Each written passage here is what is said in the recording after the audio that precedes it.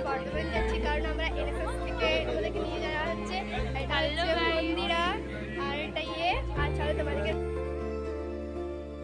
তারপর সামনে দিদি ছিল সিজিতে দি এবং অনিশা দি, তারাও একটু হাই হ্যালো করে পরে আমাদের ট্রেনটা আপাতত ছাড়বে।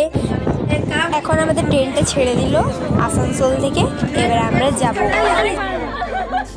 তারপর এখানে দাদা সৌভিকদের মাথায় ডিম ফাটাচ্ছিল, আর আমাকে অনেক সুন্দর একটা কাজ দিয়ে দিল ডিমগুলো ছুলতে ব্রেকফাস্টের জন্য, আর আমি নিজের মাথায় ডিমটা ফাটিয়ে ছুলতে লাগলাম। আর প্রচুর পরিমাণে হাসি পাচ্ছিল এইসব কাণ্ড দেখে। সামনে মন্দিরে ছিল আমার কাছে, ও আমাকে অনেকটা হেল্প করে দিচ্ছিল ডিম চুলার জন্য। মজা লাগছে দাদাদের মাথায় ফাটা।